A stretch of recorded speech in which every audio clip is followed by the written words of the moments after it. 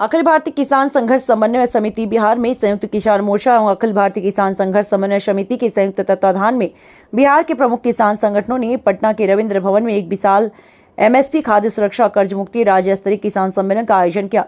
सम्मेलन में बिहार के सभी जिलों से सैकड़ों किसान सहित राष्ट्रीय किसान नेता और राज्य किसान संगठनों नेता शामिल हुए। सम्मेलन की शुरुआत किसान नेता राजेंद्र पटेल के द्वारा एक स्वागत भाषण और अध्यक्ष मंडल के प्रस्ताव से हुई, जिसके बाद किसान नेता ऋषि आनंद ने राष्ट्रीय नेताओं का स्वागत किया। किसान आंदोलन में शहीद हुए 750 से अधिक किसान लखीमपुर खीरी हत्याकांड में मारे गए किसानों, उड़ीसा के बालासोर जिले में घटित भीषण ट्रेन दुर्घटना में मारे गए सैकड़ों यात्रियों और त्रिपुरा, मणिपुर समेत कई राज्यों में हिंसा में मारे गए नागरिकों की स्मृति में एक शोक प्रस्ताव लाया गया, जिसे किसान नेता उदयन राय ने पेश किया।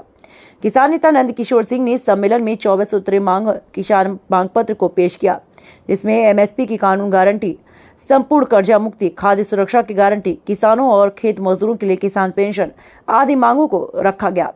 सम्मेलन को अखिल भारतीय किसान महासभा के राष्ट्रीय महासचिव राजा राम सिंह, अखिल भारतीय किसान सभा के राष्ट्रीय महासचिव बिज्जू कृष्णन, अखिल भारतीय किसान मजदूर सभा के राष्ट्रीय महासचिव आशीष मित्तल आदि लोग शामिल रहे।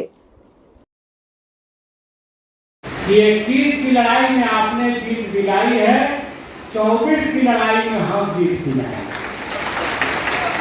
बिहार से लड़ाई होगी, वो इसलिए नहीं कि किसी पार्टी ने हमें कहा, नहीं, हमारे खेती को कॉर्पोरेट के हाथों बेचने की साजिश क्यों किया? 3 कृषि कानूनों के लिए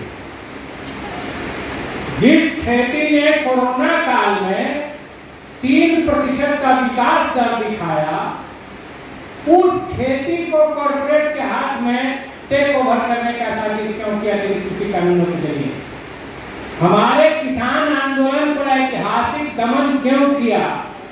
देशद्रोही क्यों कहा? लखीमपुर के किसानों को गाड़ी से रौंद डाला क्यों?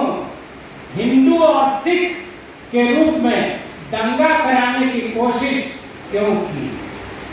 ये सारे सवाल हैं और बिहार का किसान अपने सवालों के साथ साथ इन सवालों को भी उठाएगा और मोदी सरकार को कटघरा में खड़ा करेगा। जो सरकार किसानों की हितैषी नहीं है, वो देश में सरकार नहीं रहेगी। ये साफ बात है। देश का 80% किसान और खेत मजदूर हैं। हमारे पक्ष में नीतियां बनाने वाली सरकार रहेंगी। हम सरकार बनाते हैं, ये कुवत हमने है, हम सरकार बनाते हैं, हमारे वोट से सरकारें बनती हैं। आज राजा के बेटा राजा नहीं होगा। मोदी संकेत दे रहे हैं पार्लियामेंट से कि राजतंत्र से देश चलेगा। राजतंत्र से देश नहीं चलेगा मोदी जी, संविधान से देश चलेगा। लोकतंत्र है ये सेक्युलर स्टेट है। यहाँ पर हिंदू, मुस्लिम, सिख, ईसाई, बौद्ध, जैन सबका बराबर अधिकार है। मणिपुर को मत चलाओ, वो नहीं चलेगा। और बिल्कुल हम जागरूक हैं, हम किसान जागरूक हैं, हर चीज पर नजर रखते हैं। दंगा कर देते हो